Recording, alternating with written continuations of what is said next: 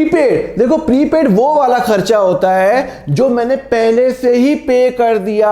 Yes, मैंने पहले से ही पे कर दिया। एग्जांपल के लिए सपोज करो कि मेरा जो टेलीफोन का बिल है, टेलीफोन का जो बिल है, एग्जाम्पल के लिए सपोज करो मेरा बिल 1000 रुपये पर मंथ आता है। कितना आता है? 1000 रुपये पर मंथ। अब मुझे पता है कि हर महीने मेरा 1000 रुपये पर मंथ आता है, मैं हर महीने टेलीफोन डिपार्टमेंट जाता हूँ, 1000 रुपये जमा कराता हूँ या मैं ऑनलाइन जमा कराता हूँ। तो मैंने सोचा क्यों ना एक काम करो, अगले 3 साल का टेलीफोन का बिल आज ही पे कर दो।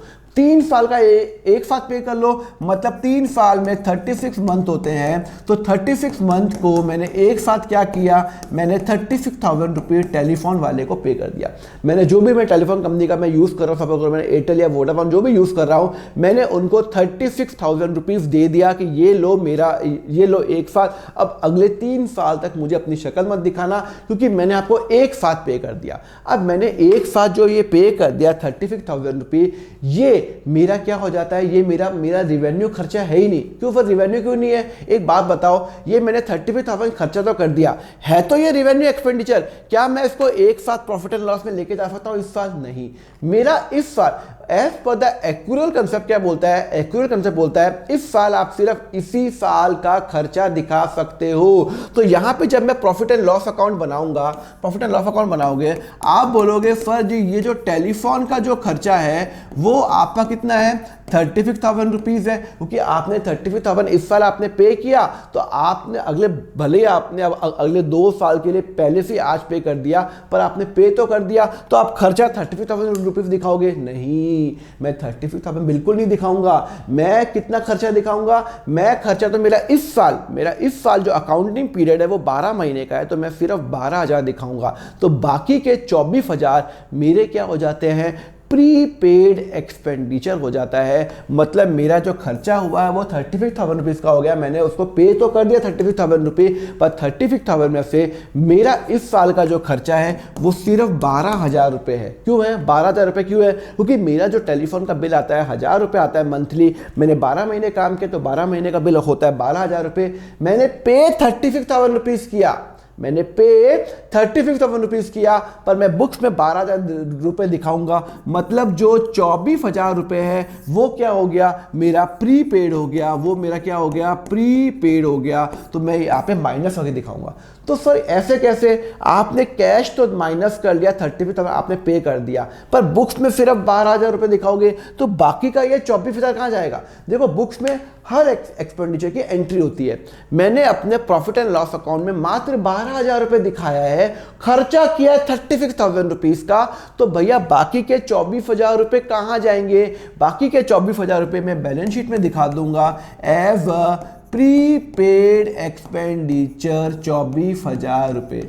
ये मेरा एक एसेट है। सर एसेट क्यों है? एक बात बताओ, एसेट क्या होता है? एसेट वो अमाउंट होता है जो मेरी प्रॉपर्टी है, जिस पे मेरा हक है या मुझे कुछ मिलने वाला है। अब यहाँ पे ये मैंने अगले 3 साल के लिए सपोज करो मैंने एयरटेल को पे कर दिया, तो 35,000 रुपये। इस साल तो मैंने 12,000 यूज कर लिया, पर अब जब मैं इस साल जब बैलेंस शीट बनाऊंगा, 31 मार्च 2024 को, मुझे इस दिन पे पता है अगले 2 साल का मैं बिल दे चुका हूं एयरटेल वाले को। तो अब वो एक साल तो मैंने यूज कर लिया, अगले 2 साल का मैंने एडवांस पे कर दिया। अब मुझे पता है कि अगले 2 साल तक एयरटेल वाला मुझे सर्विस देगा, या तो वो मुझे सर्विस देगा, अगर वो मुझे सर्विस देने से इनकार करता है तो वो मुझे मेरे पैसे वापस करेगा 24,000। दोनों केस में मेरा एक एसेट बन रहा है, या तो वो मुझे सर्विस देगा अगले 2 साल तक, मतलब मैंने पहले तो पैसे पे कर दिए, और अगर वो सर्विस नहीं देगा तो या तो वो मुझे पैसे देगा। दोनों केस में ये मेरा एसेट बन रहा है। मेरा खर्चा इस साल 36,000 नहीं है, मेरा इस साल जो खर्चा है वो मात्र 12,000 रुपये है। बाकी के जो 24,000 है वो मेरा एसेट साइड में मैं दिखाऊंगा। क्लियर है? तो प्रीपेड एक्सपेंडिचर कौन सा एक्सपेंडिचर होता है? हाँ, अब आप बोलोगे सर ये अल्टीमेटली अगले साल जब मैं अगले साल की बैलेंस शीट बनाऊंगा, दिखाऊंगा 2025 को, तो मैं यहाँ पे 12,000 रुपये दिखाऊंगा और बाकी के जो 12,000 रुपये है वो मैं यहाँ पे लेके चले जाऊंगा। 24,000 माइनस 12,000, यहाँ 12,000। फिर जब अगले साल जब वो 26 हो जाएगा, जब वो 3 साल खत्म हो जाएंगे, तब मैं यहाँ पे कुछ नहीं दिखाऊंगा, बैलेंस शीट में कुछ नहीं दिखाऊंगा। मतलब इनडायरेक्टली इसको मैं 3 साल में डिवाइड कर रहा हूँ क्योंकि मेरा प्रीपेड है। तो प्रीपेड जो खर्चा होता है वो मेरा एसेट साइड में जाता है। तो what are the prepaid expenditure? Prepaid expenditure those expenditure those paid advance and benefit of which will be available in the following years. The telephone expense rate, ये मैंने आपको एक एग्जांपल दे रखा है। तो प्रीपेड एक्सपेंडिचर जब हम जर्नल एंट्री करेंगे तब मैं आपको बताऊंगा। जब हमारा खर्चा होता है तो हमारा एक्सपेंस टू बैंक होगा, और जब हम खर्चे को हम उसको ट्रांसफर करते हैं तो हम प्रीपेड एक्सपेंडिचर टू एक्सपेंडिचर करते हैं, हम उसको एसेट मान लेते हैं। पर ये हम जर्नल एंट्री के अंदर करेंगे, ठीक है ना। अगर आपको नोट्स पे चाहिए ना तो मैंने नीचे डिस्क्रिप्शन पे लिंक है, वहाँ पे नोट भी बाय कर सकते हो, सारी स्लाइड्स अवेलेबल है। ओके, चलो ये हो गया, प्रीपेड एक्सपेंडिचर हो गया। उसके बाद हम करेंगे आउटस्टैंडिंग एक्सपेंडिचर। ये आउटस्टैंडिंग एक्सपेंडिचर क्या होता है? देखो, वो वाले खर्चे जो मैंने अभी पे नहीं किए। एग्जाम्पल के लिए सपोज करो एक एम्प्लॉय है, उसकी सैलरी है पूरे साल की 6 लाख रुपए। भाई साहब जी को मैंने सिर्फ है ना 4 लाख रुपए दिए। पूरे साल उसने मेरे यहाँ पे मेहनत की और मैंने सिर्फ 4 लाख रुपए दिए, तो बाकी के 2 लाख क्या हो गए? मेरे लिए लायबिलिटी हो गई, मेरे लिए क्या हो गई? आउटस्टैंडिंग खर्चा हो गया। मैंने आइडियली मुझे उस बंदे को 6 लाख रुपए देने थे, पर मैंने उसको 6 लाख रुपए नहीं देके 4 लाख रुपए दिए, तो लीगली 2 लाख का जो खर्चा है वो मेरा हो गया आउटस्टैंडिंग एक्सपेंडिचर। क्या हो गया? Outstanding expenditure. तो देखो मेरा खर्चा कितना है? 6 लाख। तो मैं अपना प्रॉफिट एंड लॉस में मैंने तो खर्चा, उस बंदे ने मेरे यहाँ पे काम किया, तो भैया मैं तो 6 लाख रुपए दिखाऊंगा।